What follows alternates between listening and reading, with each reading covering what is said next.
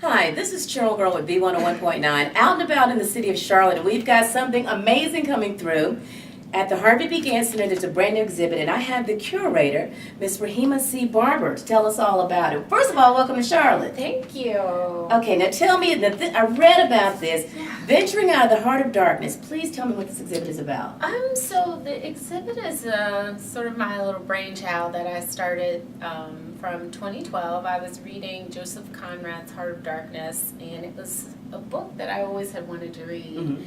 But the thing that sort of interested me was how the native peoples were portrayed. Not they weren't main characters, but certainly they played a role in the story.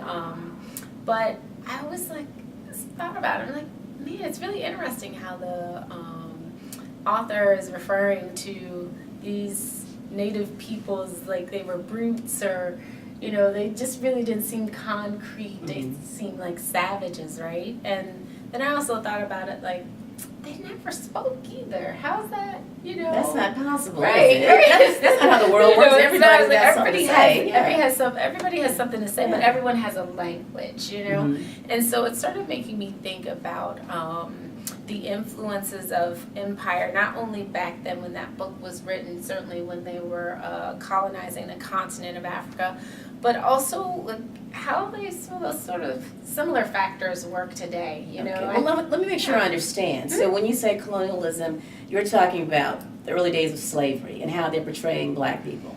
And they didn't give them a voice, and basically... even before...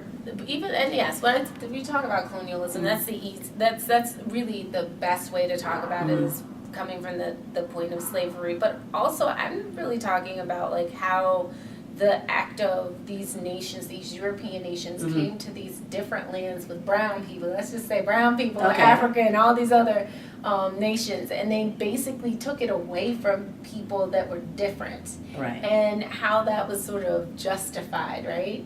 And then how, as a result, they sort of formed an idea of who those people were, and how that sort of still stands today, Oh, and that's crazy. Yeah. You think that something that happened in slavery is still... still stands today. It's really interesting. So when we come to the exhibit and we see the different artwork, give me an idea of what we can expect. So there are like 4 things that I sort of came out thinking about that, and 4 sections I thought the show was going to be into, and then it sort of changed somewhere in the middle, which is how things happen all the time in the process of building. And so I started thinking about how black culture has sort of been economized, that sort of, and when I mean economized, I mean like how black culture has been sold, how it is or how a young white female artist can win Best Rapper of the Year, that type of thing. That's breaking it down to right now. I've heard that little controversy. You're right. Yes, how that can happen. Right. And I started thinking about language and the idea of what language is used to talk about black culture. Okay. And I also thought about the psychological factor, and we don't talk about psychology in our community, as far as the mental drive, like what the internal nature, because I think we're private, and when you think about like the psychological notion of blackness, it's really deep. It's a really deep idea. Is like, what do you mean by psychological notion of blackness? But I mean like our sense of self, who we are as black people, and how others perceive us, right? And then I thought about this. You guys will love this one. Okay.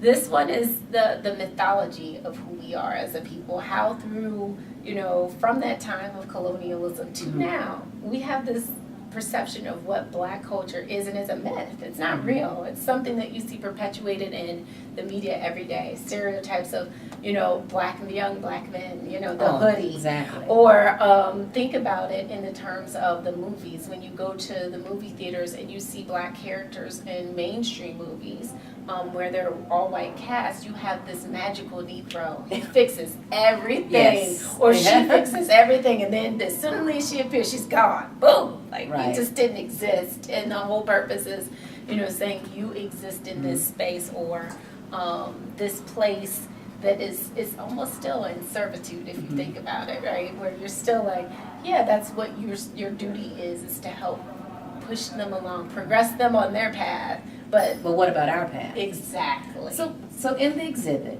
when people come to the Harvard B. Gantt Center, are we going to see examples of what Europeans have done? No. Or examples of our voices, of black, brown voices? All the art is done by, it's been created by men and women who are of African descent. Can you give me some of those names? Yeah, so the piece that we'll see later on is by Chirl and he is Rwandan, but he lives in South Africa, Johannesburg, South Africa, and so he's created this site-specific installation. It's a sculpture, and you have to navigate through it in order to get to the other side. And it sort of talks about the journey, the difficult passage of moving through new places, the migration of how you get there, the choices that you have to make, and how some of those choices are hard choices, or the place of transition is a difficult place to navigate, right? You know, and that Black identity even is a difficult place to sort of navigate, especially in the face of so many different ideas and stereotypes that form it. And then you have a piece by Willie Cole. He is a sculptor, and this is a piece that he's a well-known sculptor, very well-known sculptor. And this piece is it's called Gatekeepers, and they're lawn jockeys. And so certainly we know the history of lawn jockeys. That's controversial. Hearing you talk about this makes me feel like when I walk in, you know, I have my idea of who I am. But I think that maybe in seeing some of the pieces you're talking about, that it's going to take me on a journey to make me question some things. Yeah. You know, and kind of redefine. And the thing that I really want to make it appealing to, if you're not an art buff, you know, and don't know a lot about it, never been to an exhibit, you know, to make it interesting to them to come. So would this be suitable for the whole family?